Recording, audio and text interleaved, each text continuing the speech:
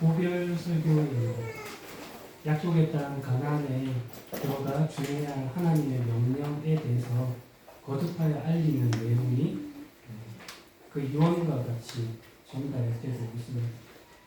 그 가운데 오늘 본문은 여호와의 특별한 예언자가 나타날 것임을 말해주고 있습니다. 15절을 읽어보면 하나님께서 여러분의 백성 가운데서 나와 같은 예언자 하나를 세워줄 것인데 그의 말에 귀를 기울이라 라고 말하고 있습니다. 여기서 나와 같은, 즉 모세와 같다는 말은 모세와 동일한 수준의 사역을 한다는 그런 뜻은 아닙니다. 왜냐하면 신명기 34장 10절에 가면 모세와 같은 예언자는 그 뒤로 한 사람도 나타나지 않았다라고 기록하고 있기 때문입니다.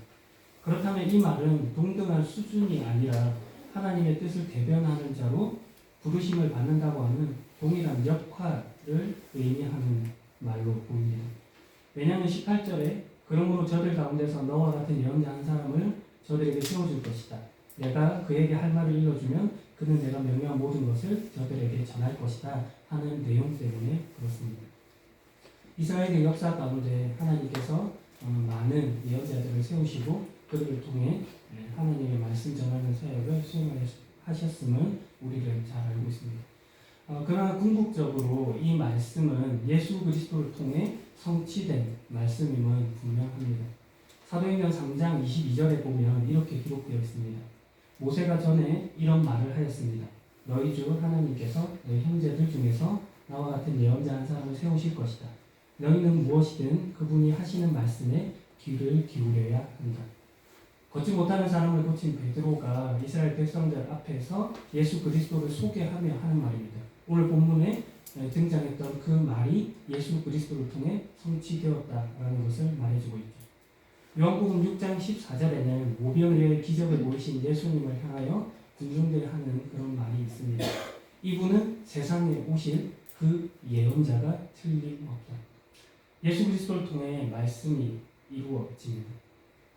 오늘 본문 16절을 보게 되면 하나님의 거룩하심 앞에서 이스라엘 백성들이 가지는 경외심을 볼 수 있습니다. 그들은 모세를 중재자로 하나님 앞에 보내 하나님의 말씀을 들으려고 합니다. 하나님께서는 저들의 말이 옳다라고 인정해 주십니다. 이것은 다만 그들이 죽음을 두려워해서 보이는 그런 행동이 아니라 거룩하신 하나님 앞에 압도된 자가 보일 수밖에 없는 마땅한 모습임을 말해주는 것입니다. 그래서 그들이 중재자를 통해 하나님을 알아가게 됩니다. 우리 잘 아는 바와 같이 예수 그리스도께서 이 사역으로 오셨습니다. 히브리서 9장 15절 말씀에는 그러므로 그리스도께서 새 언약의 중보자가 되셨다라고 기록합니다.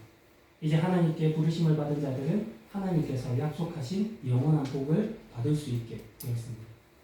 모세가 보였던 그 역할과 같이 예수 그리스도께서 하나님과 우리 사이의 중재자, 중보자가 되시어 우리로 하나님께 나아가게 한 것입니다. 요한복음 14장 6절 말씀 예수님께서 대답하십니다. 내가 바로 그 길이요 진리요 생명이다. 나를 통하지 않고는 아버지께로 올 사람이 없다. 사도행전 4장 12절 말씀 예수님 외에는 다른 어떤 이에게도 구원을 받을 수 없습니다. 하나님께서는 온 세상에 우리가 구원받을 만한 다른 이름을 주신 적이 없습니다. 오직 예수님으로만 가능한 것입니다. 오늘 여러분이 이 예수님 외에 다른 것으로 기쁨과 평안, 구원을 얻으려고 했다면 그런 모든 시도는 부지 없는 것일 겁니다. 우리가 되돌아보아야 할 지점입니다. 오늘 본문이 그런 맥락에서 전달되고 있습니다.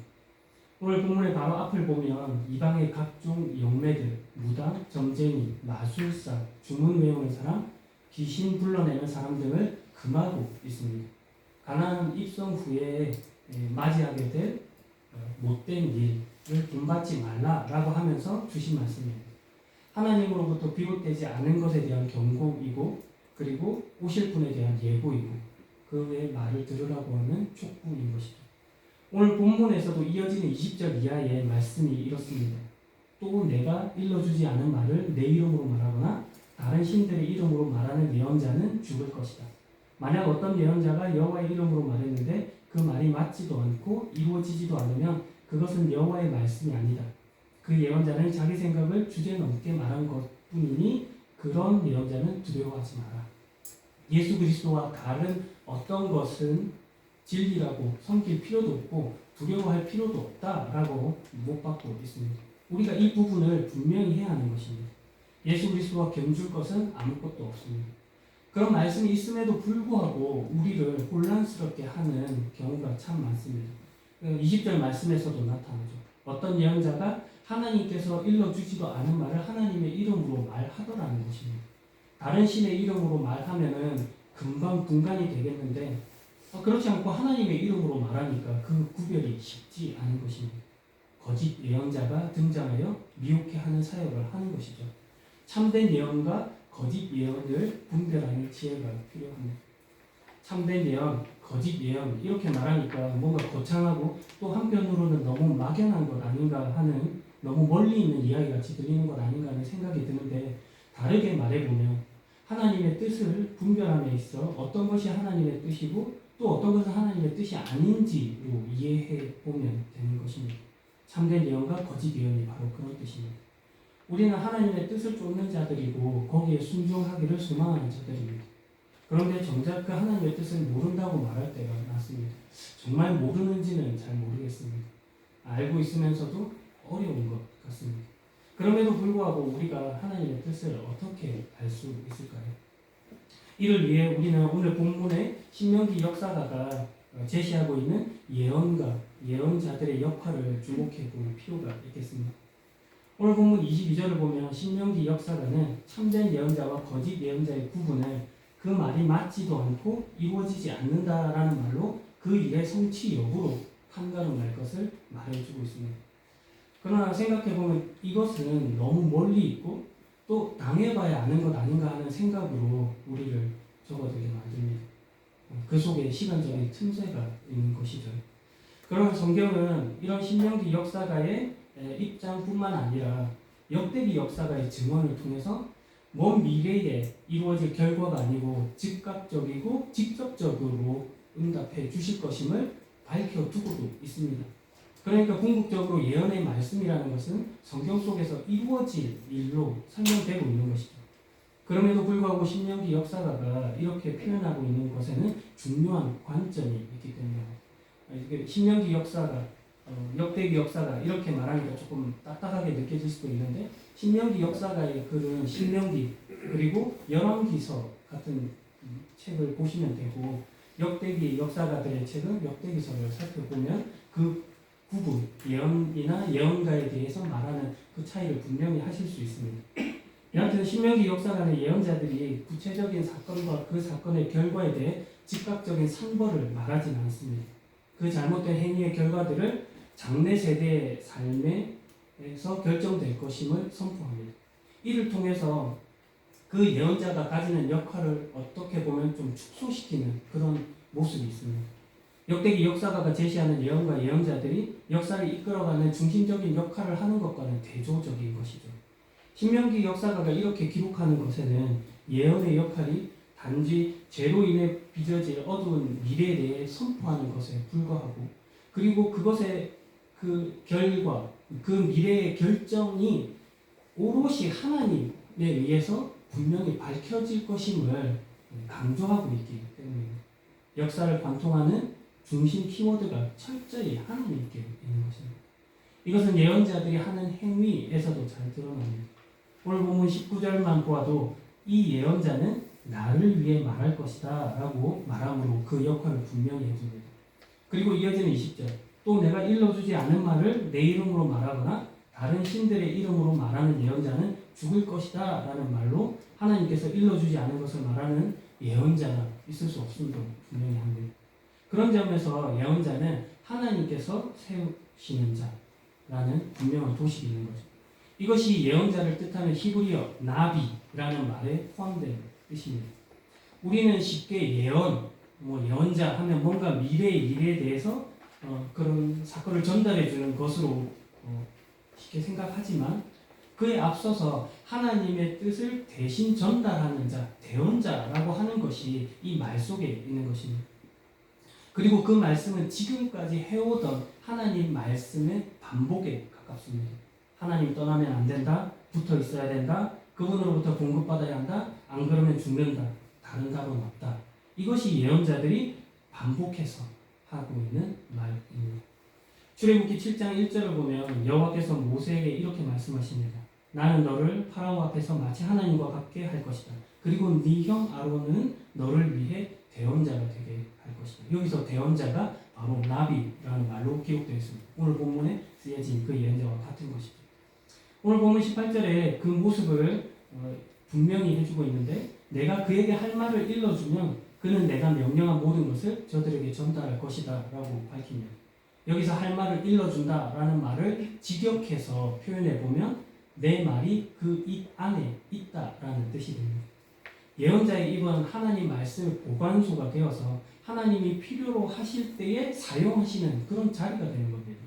자의로 말하지 않고 오직 하나님의 말씀을 그대로 전하는 역할을 하는 거죠. 심지어 참된 예언자로 오신 예수님조차도 이렇게 말씀하고 있습니다. 지금 그들은 제게 주신 모든 것이 다 아버지께로부터 온 것임을 알고 있습니다. 저는 아버지께서 제게 주신 말씀을 이 사람들에게 주었습니다. 그들은 그 말씀을 받았고 제 아버지로부터 온 것을 진정으로 알았고 아버지께서 저를 보내신 것을 믿었습니다. 요한복음 17장 7절 8절 말씀입니다. 우리 가운데 나타나신 그리스도의 사역이 이것이죠. 하나님의 말씀을 그대로 전하는 것. 다시 우리의 처음 질문으로 돌아와서 하나님의 뜻을 분별함에 있어 무엇이 하나님의 뜻이고 그렇지 않은가 하는 것의 중요한 관점이 이것입니다. 지금 그 일을 자의로 하지 않고 하나님의 말씀을 쫓아 말씀을 따라 하고 있는가 하는 것입니다. 이걸 점검해야 하는 것이죠.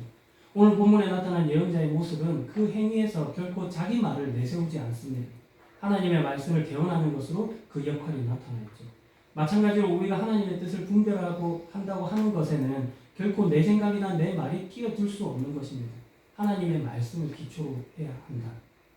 그렇게 너무나 뻔하지만 너무나 중요하게 성경으로 돌아가야 합니다. 지금 하고 있는 행위가 성경 말씀과 그 정신에 위배되고 있지는 않은지를 살펴보아야 하는 것입니다. 그것이 오늘 우리가 볼 지점입니다. 갈라디아서 6장 5절 이하에 가면 이런 말씀이 있는데요. 조금 깊게 보겠습니다. 사람은 저마다 자기의 책임을 져야 합니다. 하나님의 가르침을 배우는 사람은 가르치는 사람과 모든 좋은 것을 나누어야 합니다. 스스로 속이지 마십시오. 하나님을 속일 수는 없습니다. 사람은 자기가 심은 대로 거둘 것입니다. 자기 육체의 욕망대로 심는 사람은 육체로부터 썩을 것을 거둘 것이며 성령의 뜻을 따라 심는 사람은 성령으로부터 영원한 생명을 거둘 것입니다. 사람은 저마다 자기 일에 책임을 져야 합니다. 누구도 대신할 수 없습니다. 뿌린 대로 거둔다, 심은 대로 거둔다가 원리입니다. 하나님은 심은 대로 거두는 법칙을 좋아하십니다. 육체의 욕망대로 심으면 육체로부터 거둘 것입니다. 우리는 이따금 육체로 심는 자는 아무것도 얻지 못할 것이라고 생각합니다. 영적인 것, 신령한 것으로 심어야만 한다고만 생각합니다. 그러나 그렇지 않습니다. 육체를 위하여 심으면 육체대로 거두는 겁니다. 돈을 벌기 위해서 투자를 하고 일을 해야 합니다. 공부를 잘하기 위해서는 엉덩이를 무겁게 하고 자리에 앉아서 집중해서 공부해야 합니다.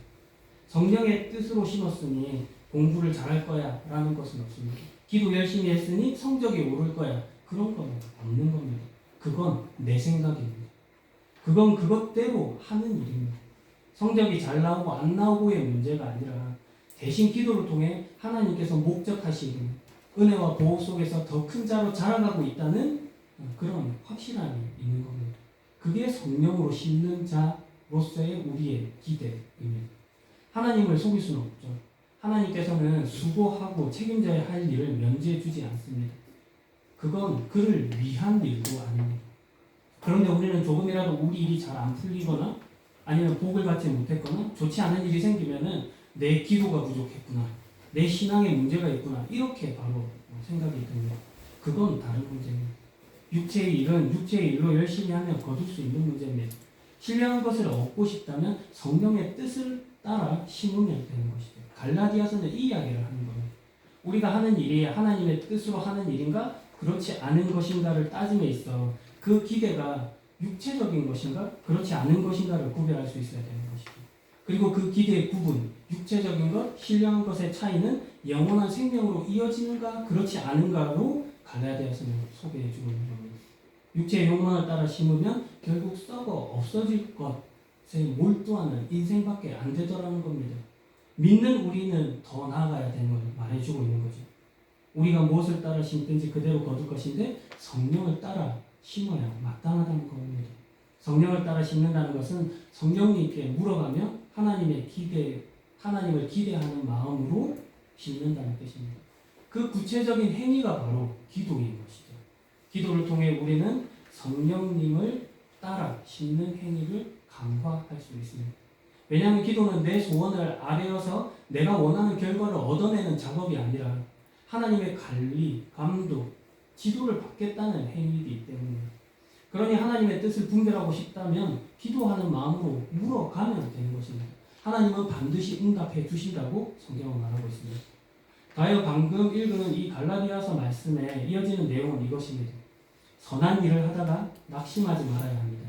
때가 이르면 영원한 생명을 거둘 것이므로 포기하지 말아야 합니다.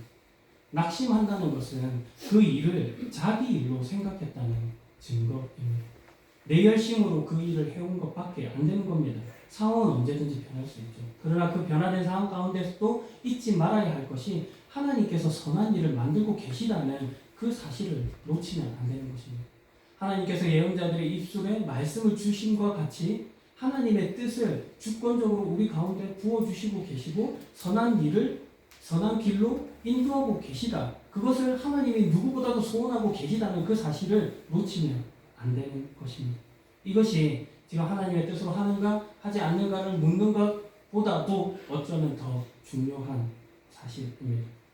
그러니 낙심하고 좌절해서는 안 됩니다.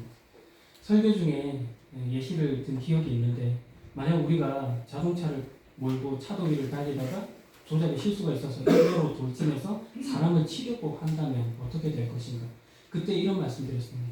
하나님께서는 그 차를 쳐서라도 다시 그 차를 차도 속으로 인도하실 것이다. 이 사실을 잊으면 안 되는 것입니다. 하나님은 언제나 선하십니다. 여러분을 바른 길로 인도하십니다. 여러분이 감히 상상할 수 없을 정도로 안전한 대로 가운데로 달리게 하십니다. 여러분께서 지금 하려고 하는 일이 하나님의 뜻으로 하고 있는가 묻는 것만큼 하나님께 붙잡혀 있고 묶여 있다는 사실을 기억하십시오. 이것이 우리의 중요한 태도이고 자세입니다. 오늘 그 예언의 말씀이 성취되고 있습니다. 마지막 이야기로 설교를 마무리하려고 하는데요.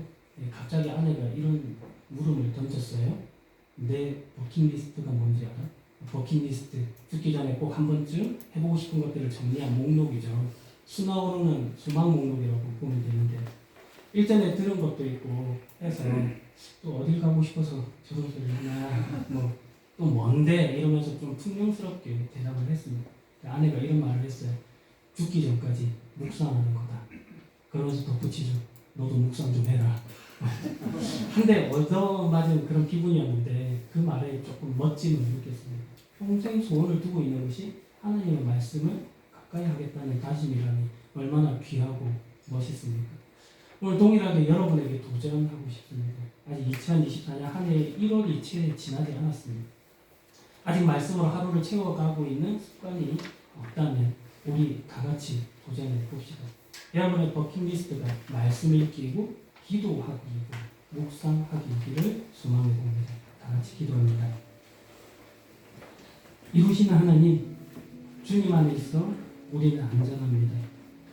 우리의 인생이 하나님 손에 붙들려 있음을 인정하고 담대히 나아가겠습니다. 신앙의 진전을 이루고 주님의 말씀을 대언하는 자로 살아가겠습니다. 주님의 사자로, 편지로, 향기로, 빛을 발하겠습니다. 우리의 중보자 되신 예수 그리스도의 이름으로 기도합니다. 아멘.